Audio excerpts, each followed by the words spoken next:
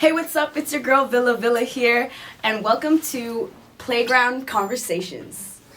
So yeah, I was born and raised in Mississauga, and growing up, it was pretty cultured. Like, we even had like multicultural day, and so it shaped me in a way that I didn't need to judge any other, culture or religion, just because I was also I grew up in a Catholic school too, but otherwise I was influenced in a way by like the people around me, because some of the people were actually into the music, and I was seeing them doing it in our city, and that was something that I was looking into it. And I actually started rapping like in elementary. Like, not even rapping, it was poems. We were writing poems. So I was involved in that kind of stuff already. And because there was two guys that I was like friends with, they were heavily into the rapping, so that kind of put me in the confidence of trying to rap, but poetry. But I would say definitely because of like living in Saga and growing up there, it definitely pushed me with starting my career, because I also like went to school in Mississauga, like college too as well. So that also kind of carried over. But yeah. So I would say when I fully started, I would say is 2019, when I actually really started writing raps. Otherwise, I was interested in rapping and like poetry in elementary and growing up into high school and college, but facts though, I was not confident about it. I was not confident about my raps, in a sense where I wouldn't even tell anyone I rapped, or I wouldn't say, yeah, I'm a rapper. I was more shy. I was more timid, because again, there was guys that were doing it, and I was kind of there just observing. But again, at one point there was a time where I was with the guys and we were listening to Holy Water by The Game, and it was instrumental, and that was the beat that like really it really fueled in me. And that was one thing where I was like, okay, so I started listening to the beat overnight in my room, and it just kept playing on a loop.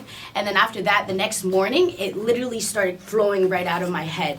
And then at that point, when I was writing it, I was like, ooh, I was kind of like, shoot, like I was like, all right, I think I gotta be serious on that.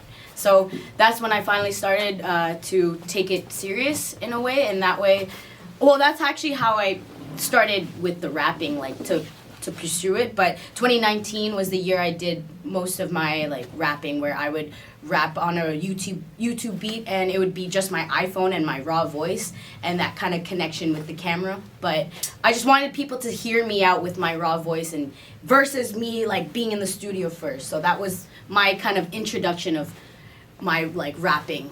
Well, I mean, I started because I did start off with singing and karaoke, and my background is Filipino. So in the household, we were heavily influenced by karaoke, and not even that, my parents would always push me to perform in front of family and strangers and friends, just because they're like, oh, go sing. They even had to pay me a couple of times, because I was like, no, because again, I was shy.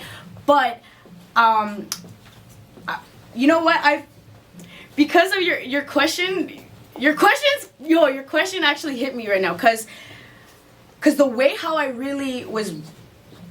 that really got to me with the rap was what I went through during 2020. I went through a whole like panic attack, and it was just this one huge thing that had to happen in my life that was that turning point for me to be like, okay, I gotta switch my life around, where health is wealth. I gotta take care of myself.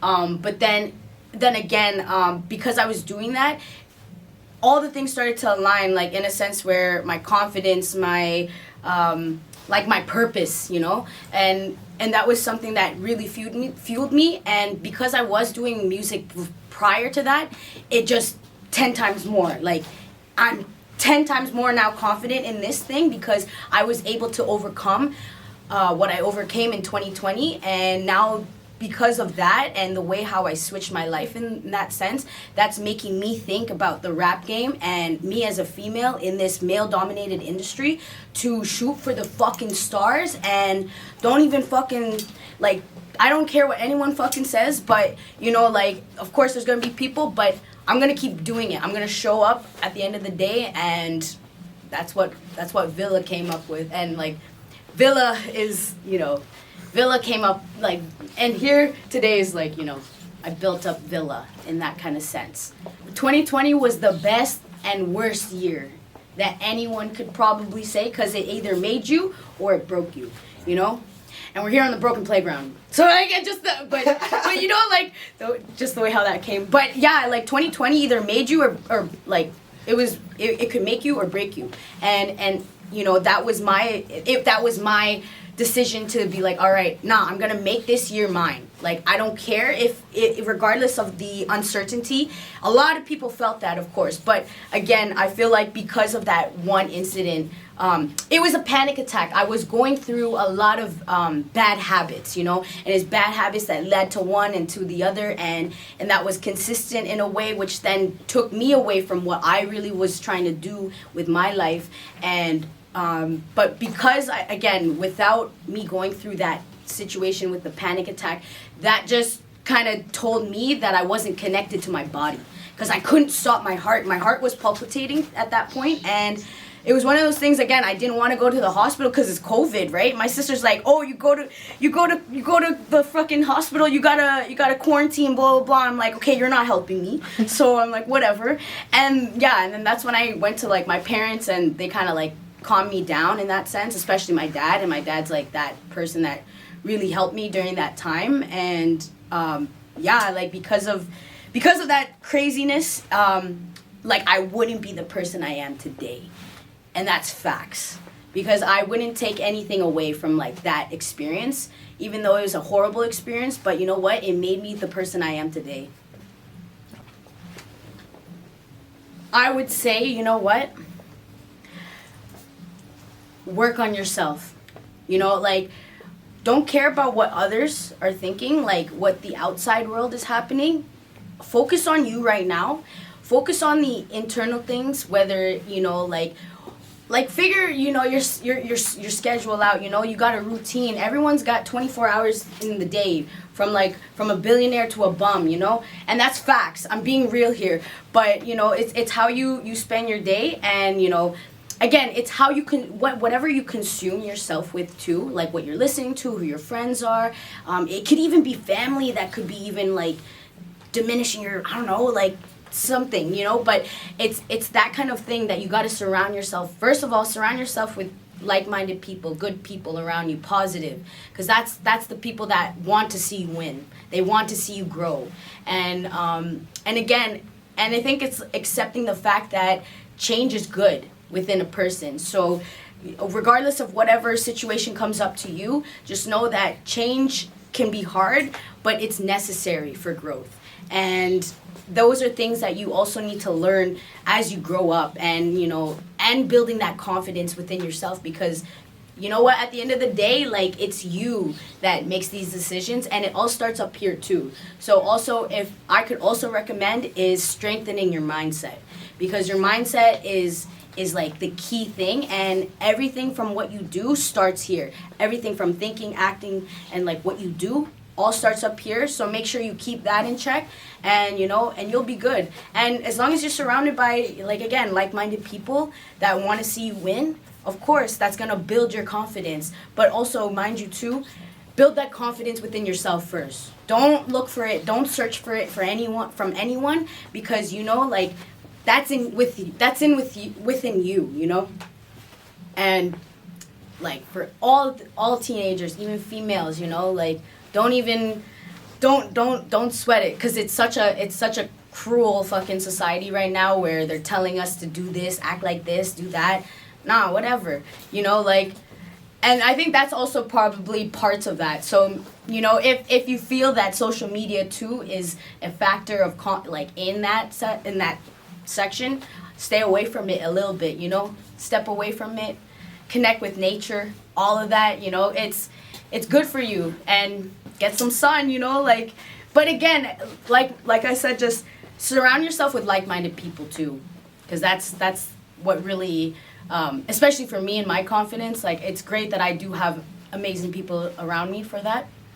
So just keep yourself in check too, and like, focus on you, and like you come first at the end of the day. I was actually wondering if you were gonna ask me that actually. For a fact, my name beforehand, like when I was rapping in 2019, was called Young Villa, like YUNG.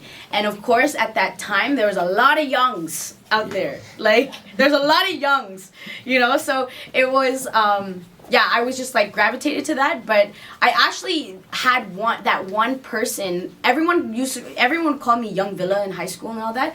But then I had that one guy that called me Villa. And he'd be like, yo, Villa! And like, I never thought of it to be anything yet until like now, to this day. But and again, like in 2020 when that all happened, I figured at that point, like, yeah, I had to think so. Okay, for a fact, I can't have young, because when you search up young, there's gonna be too many youngs. Too many youngs. I wanna be the first on top. So of course, Villa comes in mind. It was Young Villa, right? But also, mind you too, the Villa actually comes from my last name, Villa Corda. So that's actually a fact for that. But the H in the end, I added the H in the end for emphasis. And it's like Villa, right? So when you're on stage, and I already thought of this beforehand, before I even did my first performance, I thought of like, all right, when they're screaming my name, they're gonna say Villa, Villa, Villa, and that's an easy way to chant. So again, it could have been Young Villa, but it would have been Young Villa. Nah, yeah. It's too much. But again, I was visualizing myself on the stage performing and hearing the crowd screaming, yeah, like Villa, Villa, and then 2022 already. I mean 2022 happens, and I'm already living that dream, and and that's where I knew, okay, I'm like, all right, that's it. And then I started branding my whole Villa name, got a logo for it with and it's spelled V exclamation point LLAH, all in caps again with like the exclamation point, because it's like Villa and it's in your face. And also too, I bring that element of surprise, so again it shows that like, hey, what's up, I'm Villa, and here's what I'm about to do, and that's how it goes. So, and like too, I don't know if you'll notice, but in my logo, the Villa is kind of slanted. It's italicized, and italicized meaning to stand out. And like, and that's something that I also want to be within my brand. So Villa and all of that, everything is all connected of why I picked the name Villa. That, oh my gosh, that, first of all, lovely motherfucking question, because for a fact, also, we're bringing culture into this, okay? We're bringing culture, because Toronto is all about culture. Toronto is the city that has the most culture in this, like, in the world, okay? And that's facts. So, mind you, again, with the Filipino and me, like, growing up and Filipino household, again, with the singing, I'm pretty sure they wouldn't want me to be rapping, right? Like, everyone's saying you're a nurse, or, grow up to be a nurse, do a doctor, all of that. But yeah, no, like my parents actually, like, they supported me. And I think it's because, like, the way how I carry myself, it's like, trust me, I know what I'm doing, and like, they believe in me too. And it's not even like, for my first performance too, they were there. They weren't there at the actual performance, but I was performing in front of them. Like, they were my first kind of crowd that I was getting in front of. And my dad even had, it was cute. He had like the iPhone out and just all of that. But I think it was I think the fact that I was able to, because I was born here, right? So I'm pretty fluent, like, with how I speak and all that, but with my language, I need to incorporate more into that with, like, my music and all, because at the end of the day, I'm a proud Filipina, like, I'm proud Filipina, and especially with what I want to do with this music scene, especially for here in the Toronto scene. I don't know, right now, do you see a Filipina rapper, Asian, female, short, fun size like me, who's in the city, and that's the thing that I want to bring. That's that element of surprise that I want to, not saying I want to change the game, but I want to shake it up a bit, in a sense of appearance wise. Like, not all rappers have to look the same, or like they have to have an image or something, but like they could be different. And like, again, culture, like bring in like more culture and into like the rap game, especially for females, Right? females. Yeah, and like I think for a fact too, I really want to bring in like Tagalog, which is like my the language, and I want to incorporate that with my rap, and also bring in with like the, you know, Toronto scene and like the Filipino, like, you know, like that culture, and kind of bring it into one. And actually, for a fact, there is big shout out to the PhilCan community, because they found me last year. They the president of like PhilCan, he actually saw me. He actually came out to my Honey Jam performance back in 2022, and that was his way to like to kind of meet me, because he needed to see how I was as a like artist and whatnot, but to see what I'm about basically. And like from then on, he like invited me to that kind of community. And yeah, like there really is a like a Filipino Canadian community in Toronto, in the scene right now. So I'm actually getting involved in it right now. So from there, we're forming like this femc female like Filipinas who are rapping, and like I'm gonna be also a part of that too. And that's gonna also, I want to shake that again, because again, you don't like, it's great because yes, you'll hear some Spanish, right? Some Spanish rap, maybe some like French rap. Let's add in some fucking Tagalog. Why not? And you know, it's gonna be like Taglish, both Tagalog and English, and people then could probably even learn about, you know, some of the words. And again, Toronto is all about culture. It's easy to kind of pick up on culture because we're so surrounded by culture. You know, that it's there. You got one spot as a Jamaican place, and you got Italian, and then you got like Chinese, and you know, it's everywhere. Ethiopian, everything. So, but yeah, I definitely want to change the scene with like Toronto and like Philippine, and like as a Filipina rapper too. I want to add in that kind of thing and just mix the two together, because sure, there's a PhilCan community and there's like an artist community right now, but like why can't you know, combine the two? Because again, there's also like a Latin community as well, and why can't you combine the two? Again, so I'm all about that, and all about culture. I'm all about collaboration. So that's one thing that, again, this year I'm looking forward to, and that's collaborating with many other artists. And again, this is going to challenge me with the language. Not even like it could be a language barrier, but again, this is me to push. And again, I want people to also get involved, not get involved, but just kind of learn about the Filipino culture too, because, you know, it's just like that 1-2 thing that people could learn about. But again, that's just, everyone's human, and we get to learn about each other by a lot of things, and this is one of them, which is music. So that's what I hope to bring. Ebony Rose, she's the founder of Honey Jam, and she was the one that like really put this out for like females. And it actually, for a fact, Honey Jam started off with hip hop.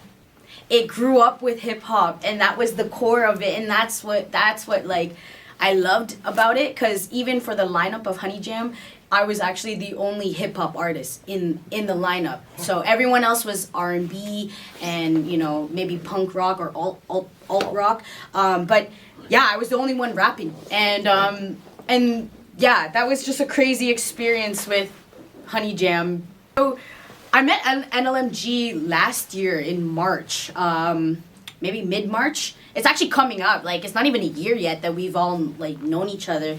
But we all got an opportunity to perform for a show, and then there was a meet and greet that was gonna happen for that show. And then from then on, that's where I met a few of the people from NLMG that were there. And from then on, we're all artists, and we wanted, we were all very like-minded to a point where people were starting to realize that, hey, why can't we just do our own shows? Like, why can't we, why can't we do this for other people too? Like, we can, it's not, and I think it was just like one of those questions that maybe like the guys probably had in their head, and then that's when, again, like, I'm pretty sure, like, the guys had kind of formed their group, but but respectfully, they added me into the group chat and all of that. And then that's kind of how I got into it.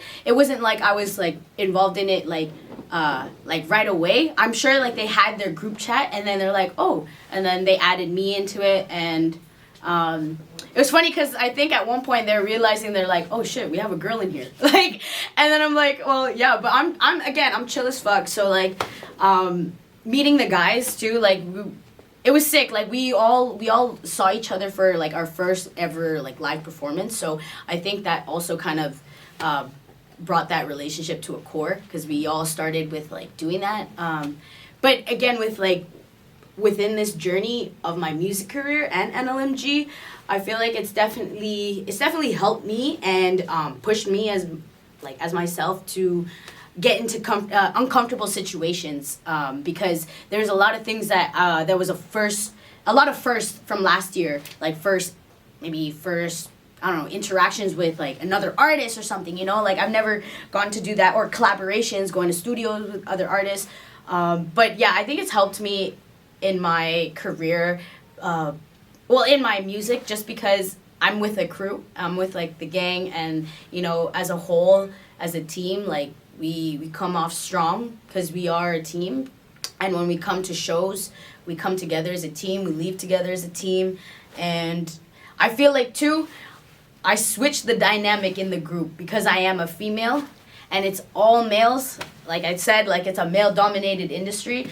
I feel like I switch up the dynamic just because I am that female, but I'm not just your regular female though. Like I know what I bring to the table is what it is. So it's and it's one of those things where like I actually grew up in high school with like a bunch of guys. Like I was I was very chill and like I could hang with the guys kind of thing. And that's why like from high school to like all of this in college, like it's nothing new to me. Like me interacting with all the guys, it's very natural to me because again, I've already been gravitated towards like this and all that. So I'm very social too. I'm a people person. I'm bubbly. I'm all of that. So I think it just worked out in that kind of sense, and everyone was like-minded too. So I think because we all had the core of like what we wanted and what we could do and what we're seeing right now, what we're doing, it's like, all right, we got to keep building it.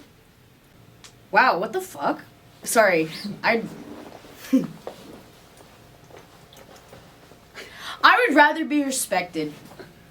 I'd rather be respected because, love can be fake love. Love can, love is such a strong word, too, that, like, it could be misinterpreted.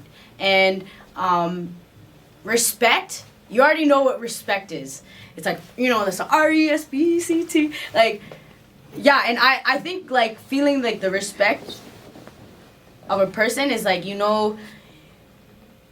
not to like disrespect. Like again, like you have values, you got morals, and it's not like coming up to someone you're gonna socially smack them. Like nah, like give me the. It's not even like that. Like you want to respect them in a way. It's like, hey, how's it going? You show that you're like handshake, all of that. But like, yeah, I think I'd rather be respected because love in this society is it's taken advantage of. So I mean, yeah, I'd rather be respected.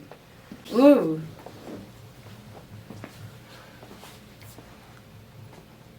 I'm not gonna lie, I've always thought about telekinesis. And there's times where I'm like, I wish I could just like if I needed something, like just. And not even that, again, like the mind is so powerful, so like I feel like that again is like such a huge power, because your mind in general is a superpower. It is. I don't care what anyone says, your mind is super fucking powerful, and if you don't know, you know now. But yeah, telekinesis, because again, like I don't know, something about like moving something, and plus if someone were trying to like come at me, this whole drum set. Yeah, so I'm good. I can protect myself with telekinesis. So I think I'll pick with that. Dropping my first EP in May.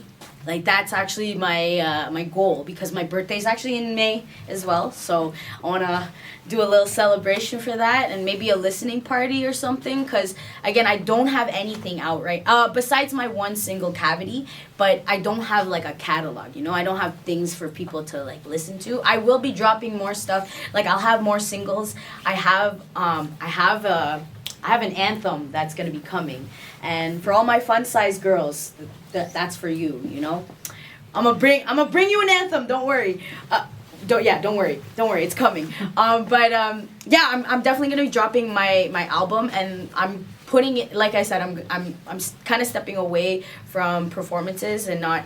And just trying to focus on myself internally, and again, like keep my mindset in shape and all that, and then kind of execute with my music, but also like kind of plan it out. But I'm definitely gonna put more visuals too, because I have no visuals out, and that's something that I feel like people are kind of asking for, and I've just been kind of teasing a lot of people. So I think people are like, come on, we want more, and they want visuals, and because I want this year will be the year to put my face and my music together, and then all the style, the brand, and everything will come together.